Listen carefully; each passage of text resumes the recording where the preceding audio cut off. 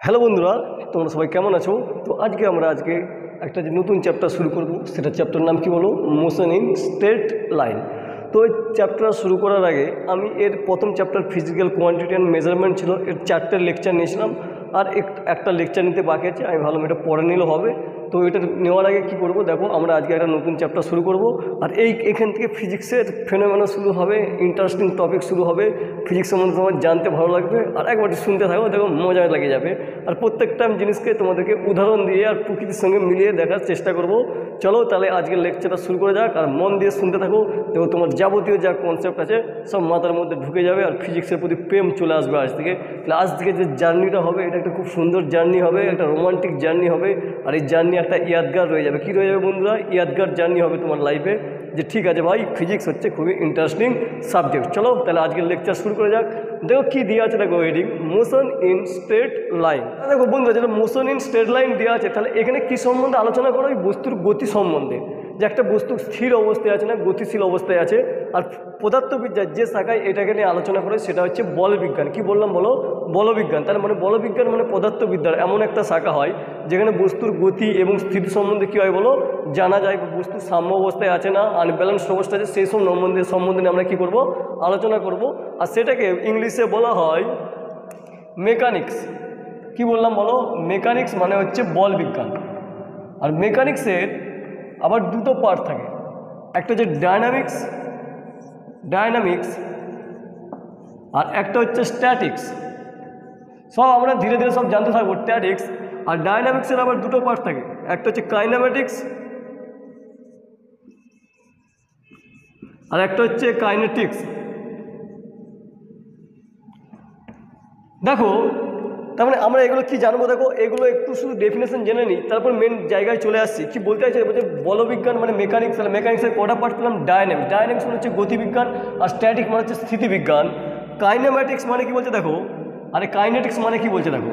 তাহলে কাইনেটিক্স মনে করো এখানে একটা বল আছে, আর এই বলটা সামনে থেকে চলতে শুরু করলো। এই যে বলটা কেন গতিশীল হলো, আমরা শুধু দেখবো যে বলটা কী হচ্ছে, চলতে শুরু যাচ্ছে, কিন্তু বলটা চলার পেছনে যে কারণ আছে ওটা নিয়ে আলোচনা করা হয় না। শুধুমাত্র কি করা হয় বলো, বস্তুর গতি নিয়ে আলোচনা করা হয়। তখন তাকে কি বলো কাইনেম্যাটিক্স।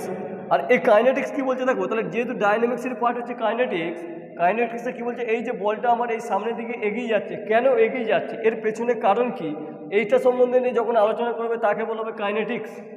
তাহলে কাইনেমেটিক্স মানে কি, এই যে একটা বস্তু গতিশীল হচ্ছে কেন হচ্ছে ওটা নিয়ে কোনো আলোচনা করা হবে না। আর কাইনেটিক্স মানে কি, এই যে বস্তুটা গতিশীল হচ্ছে কেন সামনে দিকে যাচ্ছে, এর পেছনে কারণ কি, যাবতীয় যে কারণ নিয়ে আলোচনা করা হবে তাকে বলা হবে কাইনেটিক্স। আর একটা যে স্ট্যাটিক্স মানে কি, একটা মনে করো এখানে একটা বস্তু আছে, বস্তুটা ধরো এখানে স্থির অবস্থায় আছে, কেন স্থির অবস্থায় আছে, সাম্য অবস্থায় থাকার শর্ত বা কেন সাম্য অবস্থায় আছে, সেই সব নিয়ে যেটা আলোচনা সেটা হচ্ছে স্ট্যাটিক। তো আমাদের এখন যেটা মূল টপিক হবে সেটা হচ্ছে আমার মেকানিক্সের, এসে আমরা ডায়নামিক্স পার্টটাকে পড়বো। আর ডায়নামিক্সের যে প্রথম পার্ট পড়বো সেটা হচ্ছে কাইনেমেটিক্স। আর এই কাইনেমেটিক্সের কনসেপ্ট দিয়ে আমরা কী পড়বো বলো, মোশন ইন স্ট্রেট লাইন। তাহলে আজকের আমাদের আলোচনা হবে কাইনেমেটিক্স। আশা করছি তুমি এতটা পর্যন্ত বুঝতে পারলে। তাহলে আমি যেটু প্রথম টার্ম বললাম সেটা কি বললাম, মেকানিক্স মানে হচ্ছে বল বিজ্ঞান। তাহলে পদার্থ বিজ্ঞানের যেসব শাখায় বল এবং বস্তুর গতি নিয়ে কী করা হয় বলো, আলোচনা করা হয়, তাকে কী বলা হয় বলো, বল বিজ্ঞান। তাহলে মেকানিক্সের কটাই পার্ট? দুটো পার্ট, একটা ডায়নামিক্স একটা স্ট্যাটিক্স। আবার ডায়নামিক্সের কটা পার্ট? দুটো পার্ট, একটা কাইনেমেটিক্স আর একটা কাইনেটিক্স। আর কাইনেমেটিক্স মানে কি বললাম, যখন একটা বস্তু গতিশীল হবে, কেন গতিশীল হচ্ছে এর কারণ জানা ছাড়া আমরা কি করবো, এই গতিকে স্টাডি করবো, তখন কি বলবো, কাইনেমেটিক্স। আর কাইনেটিক্স মানে কি, এই যে বস্তুটা সামনের দিকে চলছে কী কারণে গতিশীল হচ্ছে, এর পেছনে কারণ কি, সেসব নিয়ে আলোচনা করবো, তখন বোঝে কাইনেটিক্স। দেখো তোমরা বায়োলজিতে একটা জিনিস পড়বে, সালোক সংশ্লেষে কী হয়, সালোক সংশ্লেষ হওয়ার জন্য কী হয়, সূর্যলোকের প্রয়োজন হয়, ক্লোরোফিলের প্রয়োজন হয়, কার্বন ডাইঅক্সাইডের প্রয়োজন হয়, হেন তেন হাবিজাবি কী হয়, প্রয়োজন হয়। তাহলে তখন কী হয়, খাবার উৎপন্ন করে। তো সিমিলারলি দেখো এই যে কাইনেমেটিক্স, একটা বস্তু দিয়ে আমি যদি এই পেনটাকে উপর থেকে ছেড়ে দিই, পেনটা কোন দিয়ে পড়ে যাচ্ছে বলে, নিচের দিয়ে পড়ে যাচ্ছে। তাহলে পেনটা যখন ছেড়ে দেবো নিচের দিয়ে পড়ে যাবে, তাহলে আমরা শুধু দেখবো যে পেনটা কোন দিয়ে পড়ে যাচ্ছে বলে, নিচের দিয়ে পড়ে যাচ্ছে, কিন্তু কেন পড়ে যাচ্ছে এইসব নিয়ে আমরা কোনো আলোচনা করবো না। তখন সেটাকে কী বলবো, কাইনেমেটিক্স। আমি শুধু দেখতে পেনটা কী অবস্থা আছে বলে, গতিশীল অবস্থায় আছে। আশা করছি তুমি এইটুকু টপিক বুঝতে পারছো। তাহলে নেক্সট হেডিং নাও। দেখো বন্ধুরা শুনতে থাকো, প্রেম লেগে যাবে, প্রেম মানে ফিজিক্স কত ইন্টারেস্টিং, বুঝতে থাকো। আমি এখানে যে ল্যাঙ্গুয়েজ ইউজ করবো সেটা হচ্ছে বেঙ্গলি আর ইংলিশ, ঠিক আছে না? তো এবার তোমরা যেটা হেডিং দাও সেটা লিখো হচ্ছে body and particle. Basic to basic সব চলবে এখানে, আর পুরো পারফেক্ট কনসেপ্ট চলবে। আর প্রত্যেকটা কনসেপ্টের পেছনে কারণ থাকবে যে এটাকে কেন এরকম বললাম। যে বডি মানে হচ্ছে বস্তু, বডি মানে কি বললাম বলো, বস্তু। বস্তু তো আমরা ছোটোবেলা থেকে পড়েছি যে বস্তু কাকে বলে, বস্তু কাকে বলে বলো, যার মধ্যে ভর আছে, কী আছে বলো, যার মধ্যে কী আছে, ভর আছে, ঠিক আছে, যা কিছুটা স্থান দখল করে থাকবে, যা কী করে থাকবে বলো, কিছু স্থান দখল করে থাকবে, কিছু স্থান কী করে থাকবে বলো, দখল করে থাকবে, তাকে কি বলা হয় বলো, দখল করে থাকে, তাকে কি বলে, বস্তু বলে। তার মানে মনে করো আমার হাতে একটা পেন আছে, তাহলে এই পেনটার মধ্যে কিছুটা ভর আছে, আবার এই কিছুটা স্থান দখল করে থাকবে। বলে কীভাবে কিছুটা স্থান দখল করে থাকবে, দেখো ওই পেনটাকে যখন আমি এখানে রাখবো আর তুমি এই জায়গাটার মধ্যে অন্য কোনো জিনিস রাখতে পারবে না, তার মানে এখান থেকে কী বুঝতে পারলাম, যা বস্তু আছে তার মধ্যে ভর থাকবে আর সে কিছুটা কী করে থাকবে, স্থান দখল করে থাকবে। যখন কিছুটা স্থান দখল করে থাকে সেটাকে তার বলা হয় আয়তন। কী বলা হয় বলো বন্ধুরা, আয়তন। ঠিক আছে, তাহলে এতটা বন্ধু বুঝতে পারলাম বস্তু তাহলে কাকে বলে। তাহলে বস্তু মানে কি, চারিপাশে তুমি যা কিছু দেখছো এগুলো সব কী হবে বলো, বস্তু হবে। কারণ কি, মানে এর মধ্যে ভরও আছে আবার কিছুটা আয়তন দখল করেও আছে। বস্তু সম্বন্ধে আমরা জেনে গেলাম। এবারে হেডিং যা দেখো, পার্টিকেল। পার্টিকেল মানে হচ্ছে কণা, সেটা আবার কেমন জিনিস, মানে পার্টিকেল মানে হচ্ছে কণা, মানে বলছে যার আয়তন নেই। কি বললাম বলো, যার আয়তন নেই আর একটি বিন্দুর মধ্যে সব ভর সঞ্চিত থাকবে, মানে একটি বিন্দুর মধ্যে সব ভর থাকবে, তাকে কি বলা হচ্ছে বলো, কণা। তার মানে দেখো আমাদের এই কনসেপ্টটা বিরাট ইম্পর্টেন্ট হয়ে পড়ে যাবে। মনে করো এই যে এই পেনটাকে দেখতে পাচ্ছ, আচ্ছা পেনটা একটা বস্তু হবে কেমন না, অবশ্যই বস্তু হবে। তাহলে এই পেনটাকে আমি কণা মনে করতে পারি। দেখো তোমার মনে হচ্ছে যে মনে করতে পারবে না, কিন্তু আমি এটা বাস্তবে কণা মনে করতে পারবো। আমাকে ধরে নিতে হবে যে এই পেনটা, এত বড় পেনটা একটা কি একটা কণার মতো আচরণ করছে। মানে মনে করো এই পেনটা যখন সামনের দিকে এইভাবে যেতে থাকবে, বলতে পারি পুরো পেনের যে যতগুলো ছোটো ছোটো কণা আছে সবগুলো কোন দিকে যাচ্ছে, সামনের দিকে যাচ্ছে। তাহলে এইভাবে কনসেপ্টটা কাজে লাগিয়ে আমি কি বলতে পারি বলে, এই পেনটা আমার একটা কণা ধরতে পারি। আর এখানে একটা সুন্দর হেডিং দেওয়া আছে, দেখো যে বিন্দু কাকে বলে। বিন্দু মানে কি, ধরো এইটা একটা আমি মানে বললাম ম্যাথামেটিক্যালি বিন্দু বলে, বিন্দু মানে হচ্ছে পয়েন্ট। তাহলে একটু দেখো, সব আমি কনসেপ্ট তোমাদের পেছনে বলে যাচ্ছি। তাহলে বিন্দু কি, আচ্ছা আমি কি বিন্দু হব? তোমার মনে হচ্ছে যে আমি বিন্দু নয়, কিন্তু দেখো তুমি আমাকে এই মোবাইলটা আমার হয়তো খুব 3 ফুট দূরে লাগানো আছে, এই জন্য তুমি আমাকে অনেক বড় দেখছো। আচ্ছা তুমি যদি আমাকে অনেক দূর থেকে দেখো, মনে করো তুমি আমাকে যদি চাঁদ থেকে দেখো, তখন আমাকে একটা পয়েন্টও দেখতে পাবে না, মানে খুবই ছোটো দেখবে। যেমন ধরো আমি সূর্যকে দেখতে পাচ্ছি, সূর্য তো অনেক বড়, কিন্তু অনেক দূরে থাকা সত্ত্বেও আমি ছোটো করে দেখি। তাহলে আমি কোনো বিন্দুর কোনো পার্টিকুলার ডেফিনেশন না, তুমি কোন স্থান থেকে দেখছো তার উপর ডিফাইন করে আমরা বিন্দুকে। তার মানে আমিও বিন্দু হতে পারি, তোমার চারিপাশে সব বস্তু কী হতে পারে, বিন্দু হতে পারে। তুমি কোন জায়গা থেকে দেখছো তার উপর ডিপেন্ড করছে। তার মানে এখান থেকে বুঝলাম বিন্দুর কোনো পার্টিকুলার ডেফিনেশন হয় না। বিন্দু মানে সিম্পলি বুঝো যার কোনো আকার আয়তন থাকে না। তার মানে যার কোনো আকার আয়তন থাকে না, তাহলে তুমি কোন স্থান থেকে দেখতো সেটার উপর কী করে বলে, ডিপেন্ড করে। আশা করছি এইটুকু কনসেপ্টটা তোমার মাথার মধ্যে ঢুকে গেছে। তাহলে এবার আমরা এখান থেকে কী কী বললাম বলো, বডি অ্যান্ড পার্টিকেল সম্বন্ধে জেনে গেলাম। আর একটা কনসেপ্ট কি জানলাম বলো, পয়েন্ট। এবারে হেডিং দাও রেস্ট অ্যান্ড মোশন। বাস এবার আমরা চলে এসেছি ঠিক জায়গায়। আস্তে আস্তে দেখো এই কনসেপ্টটাকে ফিল নাও। ছোটোবেলা থেকে আমরা অনেক কিছু পড়ে আসি যে গতিশীল বস্তু এবং স্মৃতিবস্তু কাকে বলে। দেখো আজ থেকে আমরা এই কনসেপ্টটাকে একটু ডিটেলসভাবে স্টাডি করে আরও অন্য অ্যাডভান্স কনসেপ্টে নিয়ে যাবো। তাহলে এবার হেডিং দাও, একটা হচ্ছে রেস্ট অবজেক্ট, একে বাংলায় বলে স্থির বস্তু।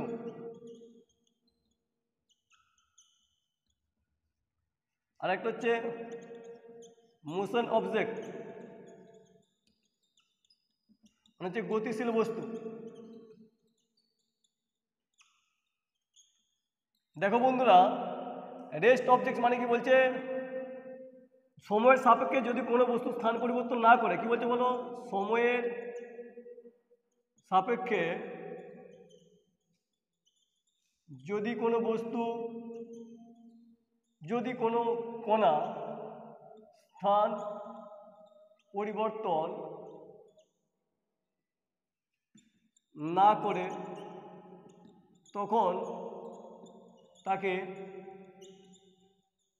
স্থির বস্তু বলা হয়।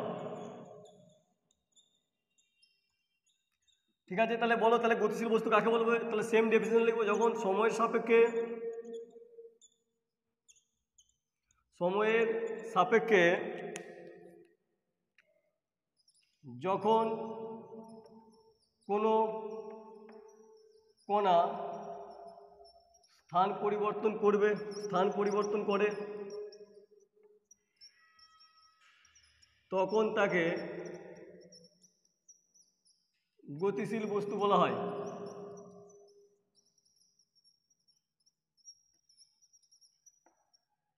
দেখো এটা বিরাট মজার ডেফিনেশন।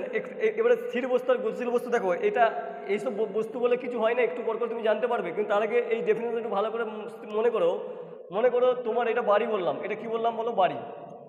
দেখলে একটা মোটর বাইক কি আছে, মোটর বাইক আছে, দেখলে সামনের দিকে চলে যাচ্ছে, কি চলে যাচ্ছে বলো, সামনের দিকে চলে যাচ্ছে, তাহলে বাইকটা কোন দিকে আছে বলো, সামনের দিকে। এবারে ডেফিনেশন কি বলছে দেখো, বলছে সময়ের সাপেক্ষে যদি কোনো বস্তু স্থান পরিবর্তন না করে তখন তাকে স্থির বস্তু বলবো। আচ্ছা তোমার এটা বাড়ি ছিল আর তুমি এখান থেকে দেখছো, তুমি আস্তে আস্তে কী দেখবে যে বাইকটা কোন দিকে চলে যাচ্ছে, সামনের দিকে চলে যাচ্ছে। তাহলে এই বাইকটা, মনে করো তোমার হাতে একটা ঘড়ি আছে, ঘড়ি দেখতে শুরু করলে, তাহলে ঘড়ি দেখার সঙ্গে সঙ্গে বাইকটা দেখবে কোথায় চলে গেলো, এই সামনের দিকে চলে গেলো। তাহলে প্রথমে বাইকটা কোথায় ছিল বলো, এই পয়েন্টে ছিল, মনে করে এটাকে এ পয়েন্ট ধরো। আচ্ছা এ পয়েন্টে কোথায় চলে গেলো, বি পয়েন্টে। তাহলে এই সময়ের সাপেক্ষে স্থান পরিবর্তন অবশ্যই করছে। তাহলে এটা কি তোমার স্থির বস্তু হবে না, এটা কোনো স্থির বস্তু হবে না। তাহলে এটাকে কি বস্তু বলো, বলো গতিশীল বস্তু। কারণ গতিশীল বস্তুর ডেফিনেশন এটাই বোঝে, সময়ের সাপেক্ষে কী করে, যদি কোনো বস্তু কী করে বলো, স্থান পরিবর্তন করে, তখন তাকে কী বলবো বলো, গতিশীল বস্তু। তাহলে কার সাপেক্ষে নিচ্ছে এখানে বলো, তোমার সাপেক্ষে। দেখো এই বাইকটা কী করছে বলো, স্থান পরিবর্তন করছে। মনে করো এটা তোমার বাড়ি আছে, আর এখানে তুমি আছো ছাদে, আর তোমার বাড়ির সামনে একটা পেয়ারা গাছ আছে। কী গাছ আছে বন্ধুরা বলো, আচ্ছা পেয়ারা গাছ। আচ্ছা কাল সকালবেলায় পেয়ারা গাছটা তুমি এখানে দেখবে, পরশু এখানে দেখবে, প্রত্যেক দিন কোথায় দেখবে বলে, একই জায়গাতে দেখবে, মানে এ বিন্দুতেই দেখবে। তাহলে এই যে পেয়ারা গাছটা আছে তোমার বাড়ির সাপেক্ষে কি একে কোনো স্থান পরিবর্তন করছে, কোনো স্থান পরিবর্তন করছে না। তাহলে সময়ের সাপেক্ষে এই বস্তুটা কোন জায়গাতে আছে বলো, এক জায়গাতেই আছে। তাহলে এটাকে আমি কি বলতে পারি বলো, স্থির বস্তু। তার মানে তুমি এখান থেকে বুঝতে পেরে গেছো যে স্থির বস্তু আর গতিশীল বস্তু কাকে বলে। দেখো বন্ধুরা, আরও এক্সাম্পল দাও, তাহলে আরও তোমার কনসেপ্ট ক্লিয়ার হয়ে যাবে। মনে করো এবার তুমি আমার একটা উদাহরণ নিচ্ছি, তুমি এখানে উত্তর দেওয়ার চেষ্টা করবে, যেটা স্থির বস্তু হবে না গতিশীল বস্তু হবে।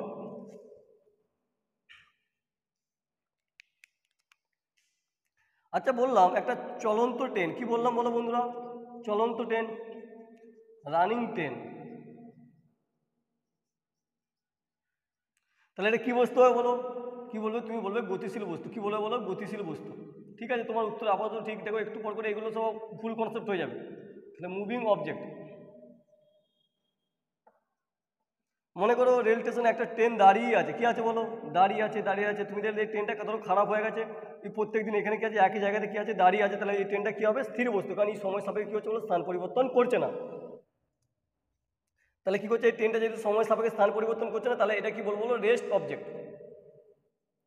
তাহলে আমি বুঝতে পারলাম, তাহলে rest object are moving object সম্বন্ধে আমার আইডিয়া চলে এসছে। বাট বাস্তবে আমরা কোনো বস্তুকে স্থির বস্তু বা গতিশীল বস্তু বলতে পারি না।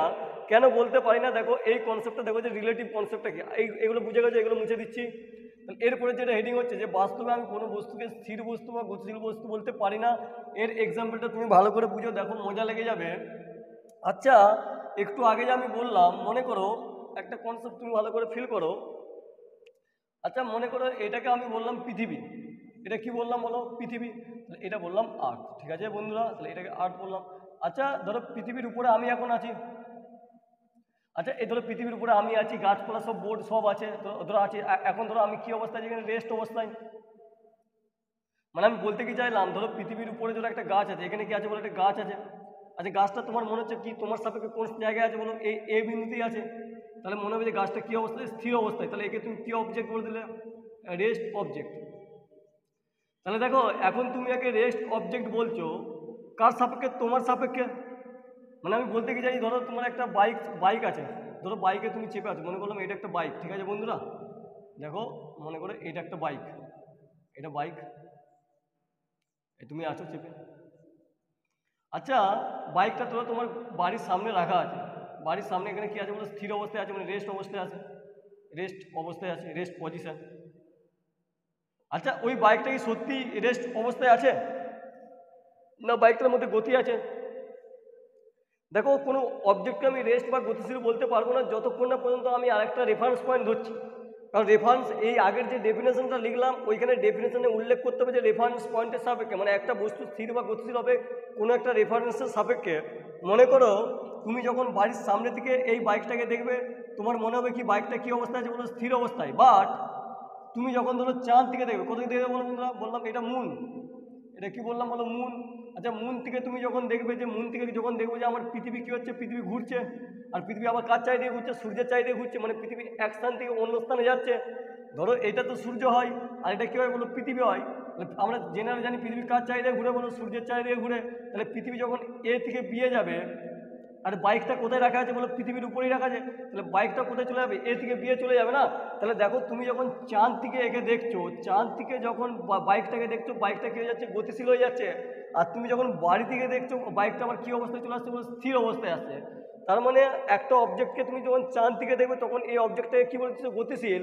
আর তুমি যখন বাড়ির সাপেক্ষে তুমি দেখো তখন এই অবজেক্টটাকে কী বলছো, স্থির।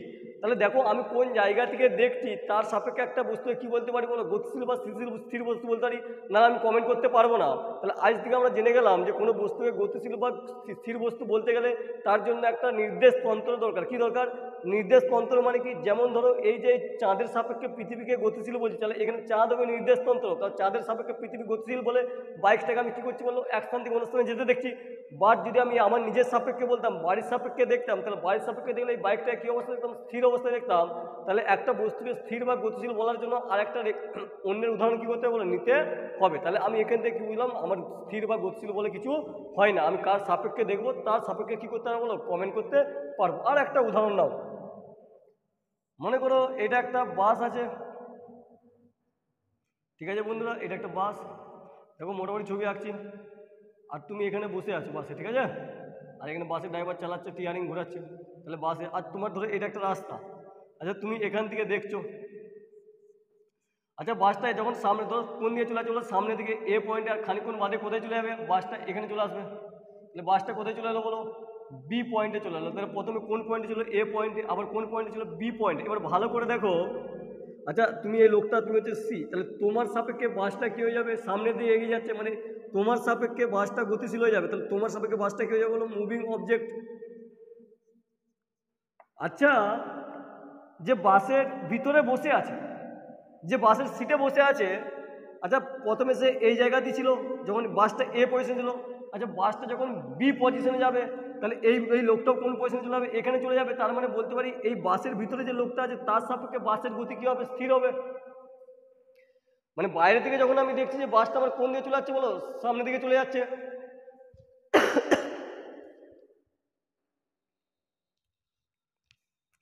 যখন আমি এই এই লোক এই সি সি লোকটার সাপেক্ষে দেখছি বাসটা কোন দিকে চলে যাচ্ছে বলো, সামনের দিকে। বাট এই বাসের ভিতরে যখন লোকটা আছে, এই বাসের ভিতরে লোকটা নিজেকে কী মনে করে, স্থির মনে করে।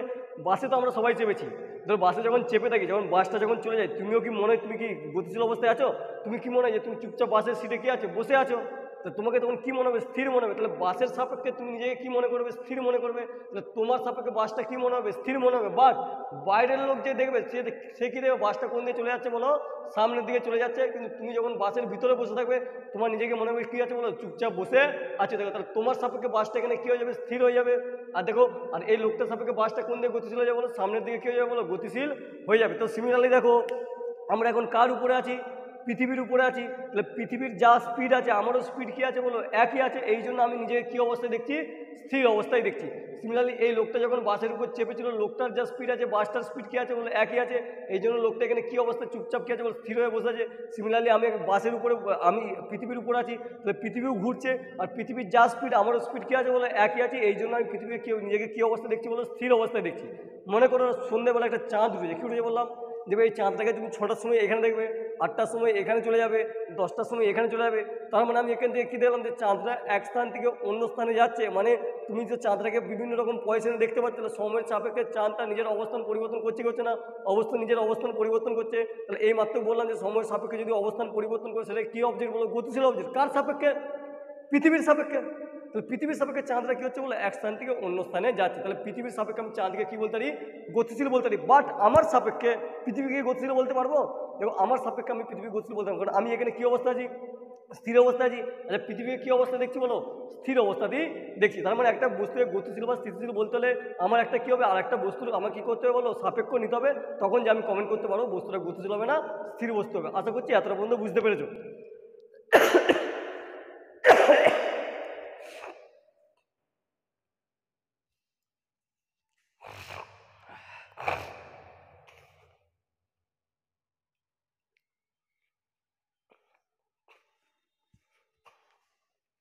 তাহলে এখান থেকে একটা জিনিস বুঝলাম যে অ্যাকচুয়ালি গতিশীল বস্তু বা স্থিতিশীল বস্তু বলে কিছু হয় না, আমরা কার সাপেক্ষে দেখব তখন যে বস্তুটা কী করতে পারবো বলো স্থিতিশীল বা গতিশীল বলতে পারি। এই জন্য বলি সব কিছু আপেক্ষিক। কী বললাম বলো? আপেক্ষিক। মানে পরম স্থিতি বা পরম গতি বলে কিছু জিনিস হয় না। মানে আমরা যেটা দেখছি কারো সাপেক্ষে বলে বলছি যে একটা বাইক ধরো 40 কিলোমিটার পর বেগে যাচ্ছে। কত কিলোমিটার বেগে যাচ্ছে? 40 কিলোমিটার পর বেগে। তাহলে আমি যখন বাইকটাকে দেখছি কত কিলোমিটার পর বেগে যাচ্ছে বলো? সামনে বাইকটা 40 কিলোমিটার পর বেগে।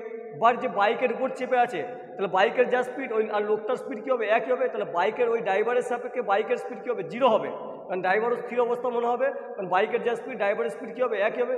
আর বাট বাইরের দিকে আমি যদি দেখবো বাইকটা কোন দিকে চলে যাচ্ছে? সামনের দিকে। তাহলে আমার সাপেক্ষে তখন বাইকটা কী হয়ে যাবে? গতিশীল হয়ে যাবে। বাট ড্রাইভারের সাপেক্ষে ওই বাইকটা কী হবে? স্থির হবে। তার মানে যেমন আমি রেফারেন্স পয়েন্ট নেবো তখন তেমন আমি কী করতে পারবো? কমেন্ট করতে পারবো। তাহলে এখান থেকে কী দিলাম? একটা বস্তুকে স্থির বা গতিশীল বলার জন্য আমার একটা রেফারেন্স পয়েন্টের খুবই জরুরি হয়ে পড়ে। আশা করছি বুঝতে পেরেছো স্থির বা গতিশীল বস্তু কাকে বলে। তাহলে এই জন্যই বলা হয় কোনো পরম স্থিতি বা পরম গতিশীল বস্তু থাকে না, সবই কি বললাম বলো? আপেক্ষিক। তাহলে আপেক্ষিক মানে বুঝতে পারলাম যে একটা বস্তু স্থির বা গতিশীল আমরা কমেন্ট করতে পারবো না, তাহলে একটা রেফারেন্স পয়েন্ট নিতে হবে। তাহলে রেফারেন্সের পয়েন্টের সাপেক্ষে একটা বস্তু স্থির হতে পারে, আবার অন্য রেফারেন্সের সাপেক্ষে একটা বস্তু কী হতে পারে? গতিশীল হতে পারে। যেমন এই সিএস সাপেক্ষে এই বাসটা কী হচ্ছে? গতিশীল। আর বাসের ভিতরে যে লোকটা বসে তার সাপেক্ষে বাসটা কী হচ্ছে? স্থির। তাহলে আমি যেমন রেফারেন্স পয়েন্ট নেবো তেমন অবজেক্টটাকে কী করবো বলো? ফিল করবো। তাহলে এই রেফারেন্স পয়েন্টের সাপেক্ষে একটা বস্তু গতিশীল হতে পারে, আবার অন্য রেফারেন্সের সাপেক্ষে ওই বস্তুটা আবার কী হতে পারে বলো? স্থির হতে পারে। এই জন্য কী বলা হয়? পরম গতি বা স্থিতি বলা হয় না, সবই আপেক্ষিক। এটার একটা উদাহরণ মনে করো তুমি তোমার গার্লফ্রেন্ডকে বলছো দেখা করতে। তুমি পার্কে যে বসে আছো, তোমার বাবুকে বলছো যে তুমি 5টার সময় চলে আসবে। কটার সময় চলে আসবে? 5টার সময় আসতে বলেছো। দেখছো 5টা থেকে যখন 5টা টাইম দিয়েছে তোমার গার্লফ্রেন্ড এলো না, 1 ঘন্টা লেট করে দিয়েছে। আর তুমি তোমার গার্লফ্রেন্ড তোমার কাছে চলে এলো, তুমি তোমার গার্লফ্রেন্ডকে বললে এতক্ষণ লেট করলে হয়? আমি তোমার জন্য 1 ঘন্টা ধরে ওয়েট করছি, তুমি বুঝতে পারো না? জানো আমার কতক্ষণ সময় লেগেছে? ঠিক আছে, তুমি বললো ঠিক আছে আমার লেট হয়ে গেছে, কী করবো, চলো কিছু রাগ করো না, মাফ করে দিও, চলো আমরা একটু ঘুরে নিই। এবার তুমি গার্লফ্রেন্ডের সাথে তুমি ধরো 6টায় পার্কে বা বাগানে ঘুরে বেড়াচ্ছ, তুমি ধরো রাত্রি 12টা 1টা পর্যন্ত 4 5 6 ঘন্টা কাটিয়ে দিয়েছো। দিয়ে এবার তোমার গার্লফ্রেন্ড বলছে, কি বলছে? চলো তাহলে আজকে অনেক সময় হয়ে গেছে, চলে যাই। এবার তুমি তখন কি বলছো? এই তো তুমি এলে, এখনই চলে যাবে? তার মানে কি দেখো, তোমার যখন ওই গার্লফ্রেন্ডের জন্য 1 ঘন্টা লেট করছিলে তোমার প্রচুর ঝাড় চলছিল, বাট যখন তুমি পার্কে ঘুরলে তোমার এত আনন্দের সময় ছিল যে 6 ঘন্টা সময়টা কিছু মনে হয় না। তাহলে আমরা যখন জীবনে আনন্দ থাকি আমাদের সময় কী হয়ে যায় বলো? খুব তাড়াতাড়ি কেটে যায়। আর যখন বিরক্ত বোধ করি, টেনশন থাকি, সময় কি আমাদের কাটতে থাকে না। তার মানে তুমি যেমন সিচুয়েশন থাকবে সেরকম তোমার সময় কী হবে বলো? কাটতে থাকবে। আশা করছি জিনিসটা বুঝতে পেরেছো। তাহলে আমরা কি বললাম বলো? সবই আপেক্ষিক। আপেক্ষিক মানে কি বুঝতে পেরেছো? তাহলে আমাদের জীবনে কী হচ্ছে? একটা আপেক্ষিক। তাহলে তুমি কোন সময় দুঃখ আছো, কোন সময় কষ্ট আছে, আবার কোন সময় কী হবে? সুখ অবশ্যই পাবে। তাহলে টেনশন নেওয়ার বন্ধুরা কোনো আমার জরুরত নেই। নিজের লাইফটাকে নিজের মধ্যে কী করে বলো? এনজয় করো। তাহলে আমরা rest object are moving object সম্বন্ধে অনেক কনসেপ্ট ক্লিয়ার হয়ে গেছে। চলো এবারে আমরা আরেকটু জিনিসটাকে এগোতে থাকি। এবারে হেডিং দাও রেফারেন্স ফ্রেম, মানে হচ্ছে নির্দেশতন্ত্র। এই কনসেপ্টটা বিরাট ইম্পর্টেন্ট কিন্তু, নির্দেশতন্ত্র।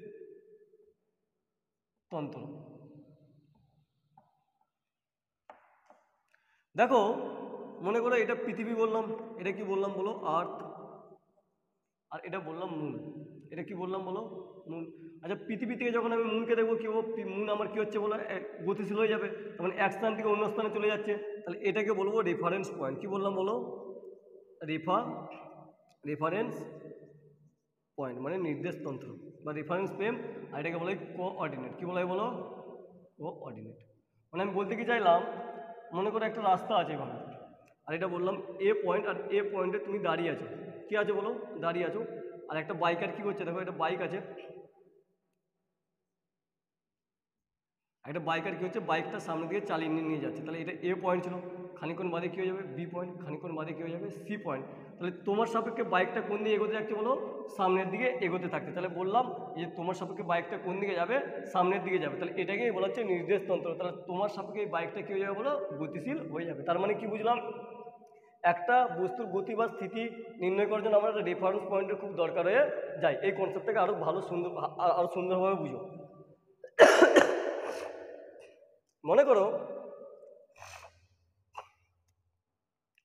তুমি ধরো এইচএস পরীক্ষা দিতে হবে, কী যাবে বলো? হায়ার সেকেন্ডারি পরীক্ষা। আর তোমার বাড়ি ধরো এ পজিশনে, আর তোমার পরীক্ষা ধরো কলকাতার কোনো একটা সেন্টারে হবে। ঠিক আছে, কলকাতা সেন্টার। আচ্ছা কলকাতা তো অনেক বড় জায়গা না? অনেক বড় জায়গা। তাহলে এখন রেফারেন্স পয়েন্ট কোনটা? কলকাতা। তার মানে তোমাকে যখন আমি কলকাতা বলে দিয়েছি, তার মানে তুমি কলকাতা চলে গেলে। এবারে কলকাতায় অনেক স্কুল কলেজ আছে, তার মানে একটা নির্দিষ্ট জায়গা বলতে হবে। আমি বললাম ধর্মতলার পাশে, কোথায় বললাম বলো? ধর্মতলার পাশে। তার মানে দেখো, এই যে আমি যখন ধর্মতলার কথা বললাম, তাহলে এইবারে তোমার স্কুলটা খুঁজতে খুব সুবিধা হবে। ছিল কোথায়? কলকাতা। আর কলকাতার একটা জায়গায় কি বললাম বলো? ধর্মতলা। তাহলে ধর্মতলার পাশে, তাহলে এইটা তখন কি পয়েন্ট হয়ে যাবে বলো? এটা রেফারেন্স পয়েন্ট হয়ে যাবে, আর এটা কি হয়ে যাবে? কোঅর্ডিনেট। তার মানে এখান থেকে বুঝতে পারলাম আমার রেফারেন্স পয়েন্ট কী হচ্ছে বলো? খুবই ইম্পর্টেন্ট হয়ে পড়ছে। তাহলে রেফারেন্সের পয়েন্টের সাপেক্ষে আমি আরেকটা পয়েন্টকে কী করতে পারবো বলো? ইজিলি খুঁজে বার করতে পারবো। আশা করছি বুঝতে পেরেছো রেফারেন্স ফ্রেম সম্বন্ধে। তাহলে বন্ধুরা, এবারে আমরা একটু ম্যাথামেটিক্সে ইন করব, দিয়ে ফিজিক্সের কনসেপ্টে ইন করবো, কারণ এখানে একটু ম্যাথামেটিক্স ইম্পর্টেন্ট হয়ে পড়ে যায়। এই জন্য চলো আমি পাশাপাশি যেমন ফিজিক্সও পড়াবো, আর ফিজিক্সের বেসিক্সে যেমন যত ম্যাথের কনসেপ্ট আছে এগুলো ইনক্লুড করে দিয়ে যাবো, আর প্রত্যেকটার পেছনে তোমাকে কারণ দিয়ে যাবো। তুমি টেনশন নিতে হবে না, তুমি শুধু দেখতে থাকো। বলছে হেডিং দাও কার্টেসিয়ান রেফারেন্স ফ্রেম।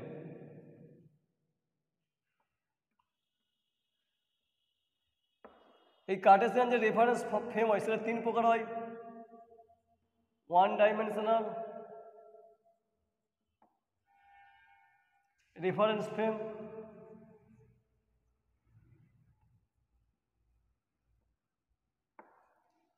দুই নাম্বার যেটা হয় টু ডাইমেনশনাল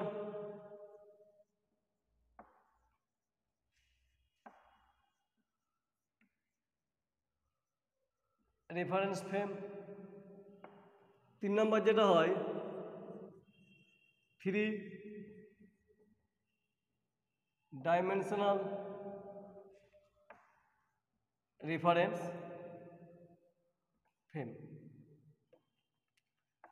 দেখো এগুলো কেন দরকার পড়ছে এগুলো আমি পরে আলোচনা করছি। একটা আমি শুধুমাত্র আগে ম্যাথামেটিক্যাল ফর্মটাই যাবো, পরে আমি এগুলো আরও ডিটেলস, এরপরে নেক্সট ক্লাসে যেগুলো আছে এগুলো নিয়ে আরও গতি নিয়ে, মানে ফিজিক্সের যে গতির কনসেপ্ট আছে সেগুলো আমি কম্পারিজন করে পড়বো, কিন্তু আমরা এগুলো আজকে একটু ম্যাথামেটিক্যালি দেখবো। তাহলে বললাম কার্টেসিয়ান রেফারেন্স ফ্রেম কয় প্রকারে বলো? একটা ওয়ান ডাইমেনশনাল রেফারেন্স ফ্রেম, একটা টু ডাইমেনশনাল রেফারেন্স ফ্রেম, আর একটা কি বললাম বলো? Three dimensional reference frame. মানে একমাত্রিক নির্দেশতন্ত্র, দ্বিমাত্রিক নির্দেশতন্ত্র, আর কি বললাম বলো? ত্রিমাত্রিক নির্দেশ তন্ত্র। আর একটা যেটা সেকেন্ড, মানে এর আরেকটা হচ্ছে পোলার রেফারেন্স ফ্রেম। কি বললাম বলো বন্ধুরা? পোলার রেফারেন্স ফ্রেম। তাহলে একটা হয় কার্টেসিয়ান রেফারেন্স ফ্রেম, এর কটা ভাগ থেকে? তিনটে। একটা হচ্ছে one dimensional reference frame, two dimensional, আর থ্রি ডাইমেনশনাল। আরেকটা কি বলো? Polar reference frame. তাহলে আমরা এগুলো চলো একটু আরেকটু ডিটেল স্টাডি করি, দেখো কনসেপ্ট আরও ক্লিয়ার হবে। তাহলে এতটা পর্যন্ত বুঝতে পেরেছো? তাহলে আমাদের যেটা প্রথম আলোচনা হবে one dimensional reference frame.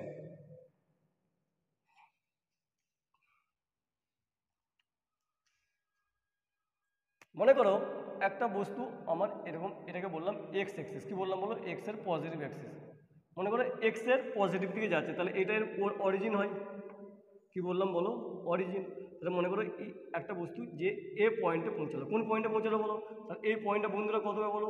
x1, 0। কোথা থেকে হবে? এই অরিজিন থেকে। তাহলে এইটা হবে রেফারেন্স পয়েন্ট, মানে নির্দেশতন্ত্র, রেফারেন্স পয়েন্ট। কারণ দেখো এই যে এ পয়েন্টটাকে আমি মেজার করছি, ধরো প্রথমে এখান থেকে এখানে কোথায় চলে গেছে? এখানে চলে গেছে। তাহলে আমরা সবসময় কোথা থেকে মেজার করবো? অরিজিন থেকে। তাহলে এই অরিজিনকে আমি রেফারেন্স নিচ্ছি। তাহলে এইটুকু ডিস্টেন্স কোথায় গেলো বলো? এইটুকু ডিস্টেন্স হয়ে গেলো তোমার x1। তাহলে একটা যখন আমি বস্তুর গতিকে কী করতে পারি বলো? একটা অ্যাক্সিস দিয়ে রিপ্রেজেন্ট করতে পারি। সেটাকে আমি কোন ডাইমেনশনাল রিপ্রেজেন্ট করতে পারবো বলো? ওয়ান ডাইমেনশনাল কী করতে পারবো? রিপ্রেজেন্ট করতে পারবো। তাহলে ওয়ান ডাইমেনশনাল রেফারেন্স ফ্রেমের জন্য আমার কটা অ্যাক্সিসের দরকার হয়? শুধুমাত্র একটা অ্যাক্সিস। তাহলে আমি যদি একটা কোশ্চেন বললাম বলো, একটা পয়েন্ট দেওয়া আছে বললাম, ধরো এই পয়েন্টটা বললাম 2,0, আর দেখো এটা, তাহলে এটা শুধুমাত্র এক্স অ্যাক্সিস হবে। তাহলে এক্স এর কী বললাম বলো? Positive Axis. তাহলে এটা মূলবিন্দু হবে 0,0, ধরো পার্টিকেলটা আমার এ বিন্দু। তাহলে এই কত দূরে আছে? তাহলে সিম্পলি বলবে কত বলো? 2 ইউনিট। কত ইউনিট বলো? 2 ইউনিট। দেখো এই পয়েন্টটা 0 আর 2, তার মানে এইটুকু ডিস্টেন্স কত হবে? 2 হবে। তাহলে এটা কি বললাম বলো? One dimensional reference. আশা করছি ওয়ান ডাইমেনশনাল রেফারেন্স সম্বন্ধে বুঝতে পেরেছো। এবার হেডিং দাও টু ডাইমেনশনাল রেফারেন্স।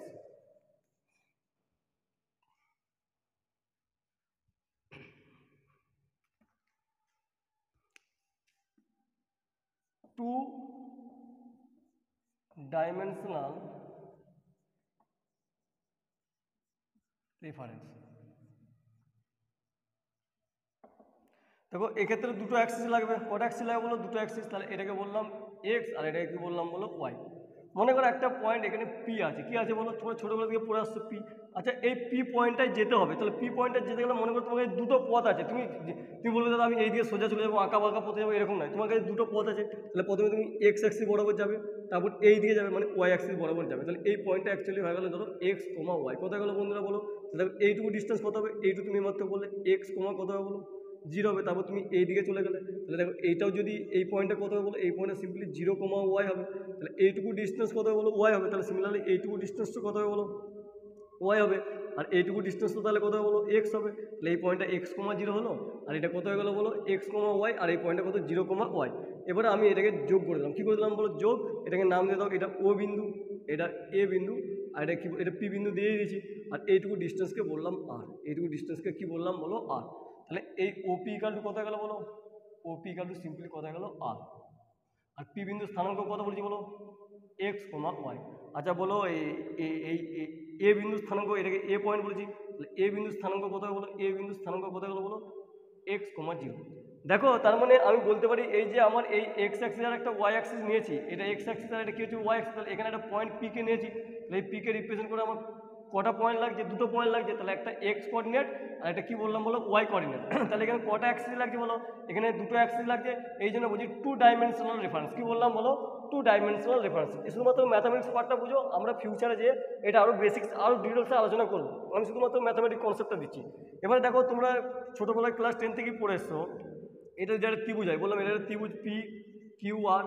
আচ্ছা এটাকে এক্স ধরো আর এটাকে ওয়াই ধরো। আচ্ছা এই অ্যাঙ্গেলে কত ডিগ্রি বলো, এটা 90 ডিগ্রি, আর এটাকে আর বলো। আর এটা ফর্মুলা জানি, অতিভুজের স্কোয়ার ইকাল লিখতে হয় লম্ব স্কোয়ার প্লাস ভূমি স্কোয়ার, বা অতিভুজ ইকাল যদি সিম্পলি বলতে পারি রুট ইকাল লিখতে বলো। এটাকে যদি ভূমি বলি আর এটাকে লম্ব বলি, তার মানে বলতে পারি root over of x square plus y square. মানে অতিভুজ ইকাল লিখতে হয় রুট ভূমি স্কোয়ার প্লাস লম্ব স্কোয়ার। তাহলে সিমিলারলি দেখো এটা এক্স আছে আর এটা কি আছে বলো, ওয়াই আছে।